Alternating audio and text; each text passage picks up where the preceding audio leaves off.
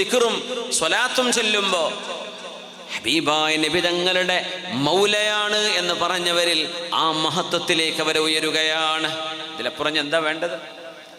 അവരുടെ identity card നോക്കിയാൽ മൗല റസൂലില്ല, ഹബീബായ നബിയുടെ മൗലയാണ് എന്ന് രേഖപ്പെടുകയാണെങ്കിൽ ഇതിലും വലിയ സൗഭാഗ്യം എന്താണ്?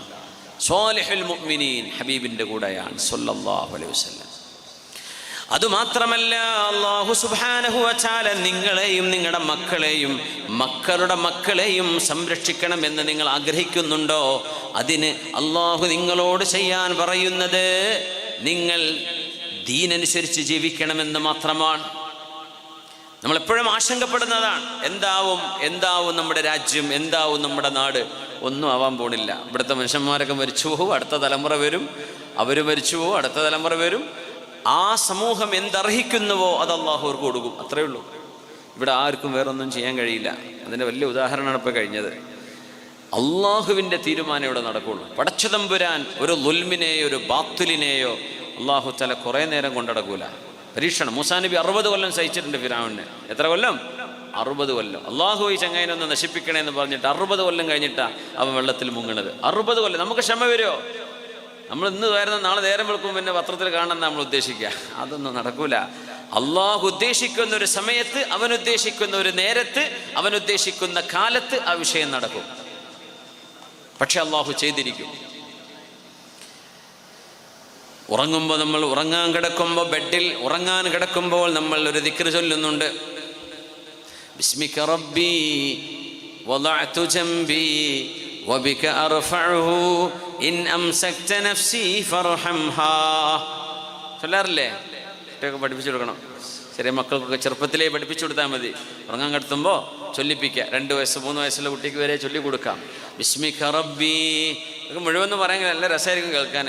കാരണം അവർക്ക് ഈ ബിസ്മിക റബ്ബി ഒന്നും ചൊല്ലാൻ അറിയില്ലല്ലോ, ചെറിയ മക്കളല്ലേ. എന്നാലും ശീലിപ്പിച്ചു കൊടുക്കുക, നമ്മൾ ചൊല്ലിക്കൊടുക്കുക. ബിസ്മിക റബ്ബി വദഅതു ജംബി വബിക അർഫഉഹു ഇൻ അംസക്ത നഫ്സി ഫർഹംഹാ. അല്ലാഹുവേ, നിന്റെ നാമത്തിൽ ഞാൻ എൻ്റെ ശരീരം ഇവിടെ കിടത്തിയിരിക്കുകയാണ് റബ്ബേ, ബെഡിൽ. വബിക അർഫഉഹു, നീ തരുന്ന കഴിവ് കൊണ്ട് മാത്രമേ ഈ കിടക്കുന്ന ശരീരത്തെ പറ്റൂല. നീ തരുന്ന കഴിവ് കൊണ്ട്. എത്ര ചെറുപ്പക്കാർ കണ്ടാൽ നല്ല ആരോഗ്യം, നല്ല ജിമ്മൊക്കെ ചെയ്ത് നടക്കുന്ന ചെറുപ്പക്കാർ ഉറക്കത്തിൽ മരിച്ചു. എന്തേ? അറ്റാക്കായി പോയി. എന്ത് ചെയ്യാൻ പറ്റും? നമ്മൾ കുട്ടികൾ ജിമ്മും എക്സസൈസും ഒക്കെ നല്ലതാണ്, ചെയ്യണേ. പക്ഷെ ഒരു കാര്യം പറയാം, അതുകൊണ്ട് ആയുസ് കൂടുമെന്ന് വിചാരിക്കേണ്ട. അത് എഴുതി വെച്ചിട്ടുണ്ട് പഠിച്ചോ, ആ ടൈമിൽ തന്നെ പോവും. പക്ഷേ ഉള്ള കാലം ആരോഗ്യത്തോടെ ജീവിക്കാം, അത്രയേ ഉള്ളൂ. ജിമ്മൊക്കെ പോയാൽ ഞാൻ കുറേ കാലം ജീവിക്കും, അങ്ങനെ സംഭവമില്ല. അങ്ങനെ ഒന്നുമില്ല. വലിയ വലിയ ജിം ട്രെയിനർമാരുണ്ട് അറ്റാക്കായി മരിച്ചു പോകുന്നവർ. നല്ല ഭക്ഷണം നിയന്ത്രിച്ച് ജീവിക്കുന്ന ആൾക്കാരുണ്ട്, അറ്റാക്കായി മരിക്കണില്ലേ? ഒരു മാംസം തിന്നൂല, ഒരു പൊരിച്ചതും കരിച്ചതും തിന്നൂല, അങ്ങനെ പച്ചക്കറി മാത്രം നിന്ന് ജീവിക്കുന്ന ആൾക്കാർ അറ്റാക്കായി മരിക്കുന്നില്ലേ? എന്തതിൻ്റെ അർത്ഥം? ആയുസ് അള്ളാൻ്റെ കയ്യിലാണ്, അത് മനുഷ്യന്മാരുടെ കയ്യിലല്ല. ആരോഗ്യം നിങ്ങൾക്ക് സംരക്ഷിക്കണം എന്ന് ആഗ്രഹമുണ്ടോ? ഉള്ള കാലം ആരോഗ്യത്തിൽ ജീവിക്കാം, അത് നല്ലതാണ്, ചെയ്യണം. അള്ളാഹ് അത് ഇഷ്ടമാണ്. പക്ഷെ ആയുസ് അള്ളാൻ്റെ കയ്യിലാണ്. അതിൽ എന്തെങ്കിലും ഒരു എക്സ്റ്റൻഷൻ വേണമെങ്കിൽ ഒരൊറ്റ കാര്യം നബി തങ്ങൾ പറഞ്ഞു, ഉമ്മാനെയും വാപ്പാനെയും കുടുംബത്തെയും നോക്കണം. എന്നാൽ ആയുസ് അള്ളാഹു നീട്ടിത്തരും. അല്ലേ ആ ടൈമിന് തന്നെ പോണ്ടി വരും. ഓൺ ടൈമാണ് പഠിച്ചവൻ്റെ പരിപാടികളൊക്കെ. സുബ്ഹാനല്ലാഹ്.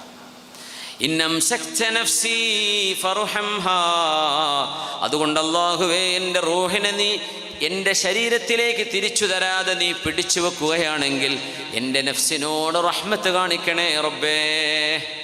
മരിക്കുകയാണെങ്കിൽ കുറച്ചവനെ റഹ്മത്ത് കാണിക്കണേ. അത് പറഞ്ഞിട്ടാ ഉറങ്ങണത്.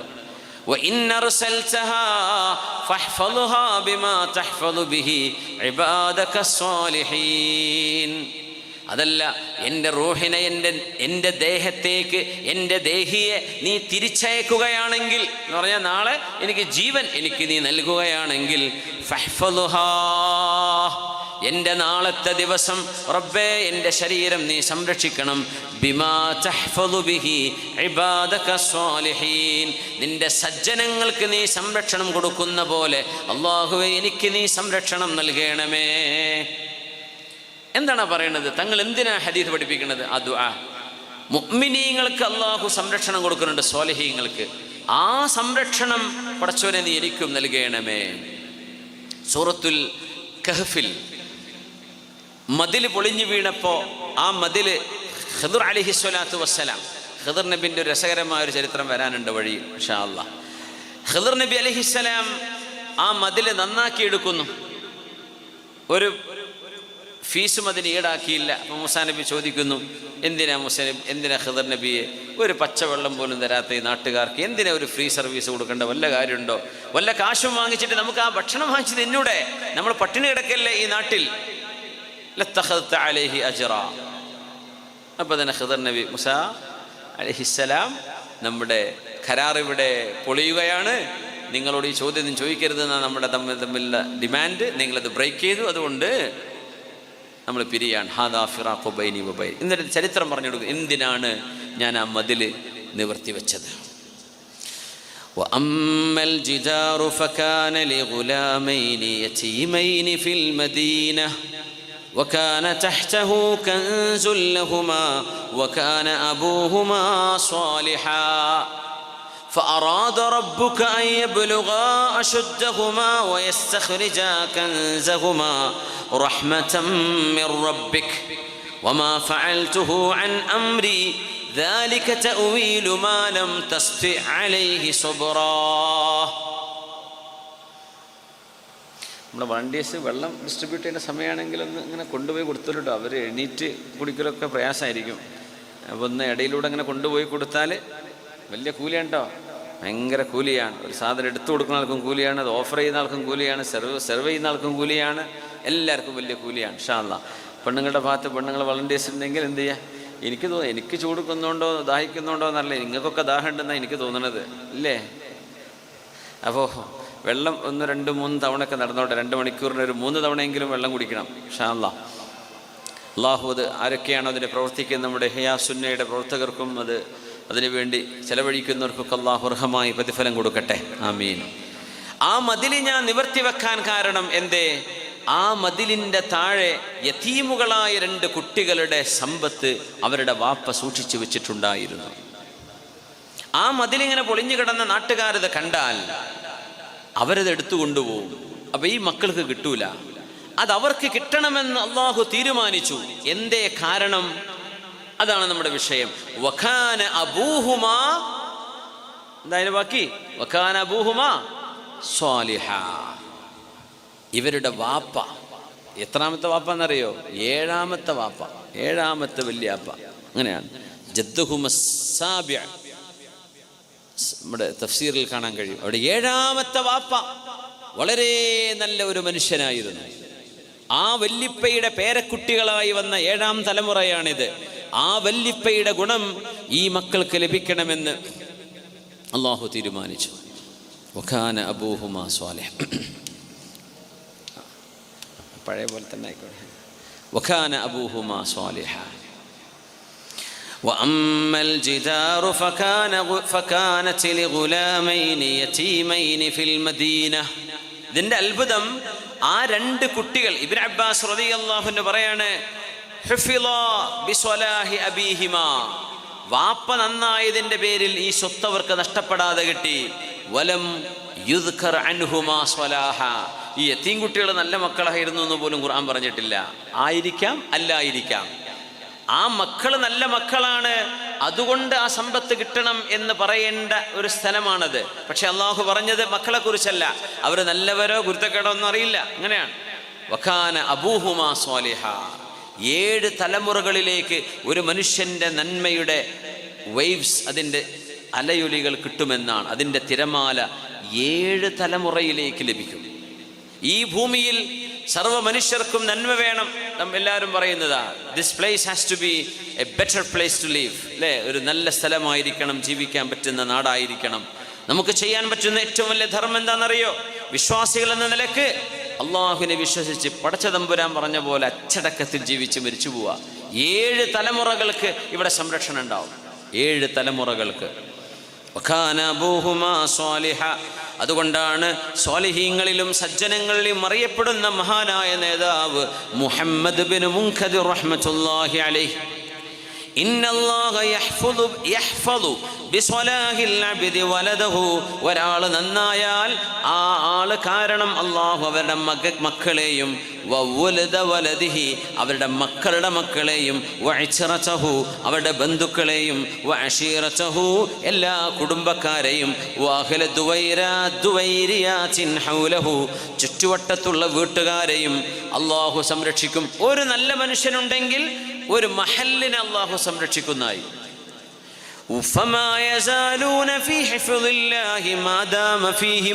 ആ മനുഷ്യൻ അവർക്കിടയിൽ ജീവിക്കുന്ന കാലത്തോളം ഒരു നാടിന് അല്ലാഹു സംരക്ഷണം കൊടുക്കും. ഇത് നമ്മുടെ കണ്ണുകൊണ്ട് കാണാത്ത സംഗതിയാണ്. ആരാണ് നല്ല മനുഷ്യൻ എന്ന് പോലും നമുക്കറിഞ്ഞോളുന്നില്ല, പക്ഷെ അള്ളാഹുവിനറിയാം. അതുകൊണ്ട് ഒരു ഉമ്മത്തിന്, ഒരു നാടിന്, ഒരു സമൂഹത്തിന് ഒരു വലിയ നന്മ ചെയ്യണം എന്ന് നിങ്ങൾ ആഗ്രഹിക്കുന്നുണ്ടെങ്കിൽ കൂനൂ മിനസ് സ്വാലിഹീൻ, നിങ്ങൾ സജ്ജനങ്ങളിൽ പെടണമേ. അല്ലാഹു നമുക്ക് തൗഫീഖ് ചെയ്യട്ടെ. ഇന്നല്ലാഹ യുഖ്ലിഫുൽ അബ്ദൽ മുഅ്മിന ഫീ വലദിഹി 80 ആമ എന്ന് അല്ലാമ കഅബ് തങ്ങൾ പറയുന്നുണ്ട്. ഒരു മുഅ്മിനായ മനുഷ്യൻ മരിച്ചുപോയാൽ അവരുടെ മക്കളെ 80 കൊല്ലം അള്ളാഹു സംരക്ഷിക്കും. പിന്നെ എന്തെങ്കിലും ഒരു വിഷയം വരണമെങ്കിൽ ആ സംരക്ഷണം റബ്ബ് എടുത്തു കളയണമെങ്കിൽ 80 കൊല്ലം കഴിഞ്ഞിട്ടേ ഉണ്ടാവുള്ളൂ എന്ന്. അത്രയും വലിയ മഹത്വം.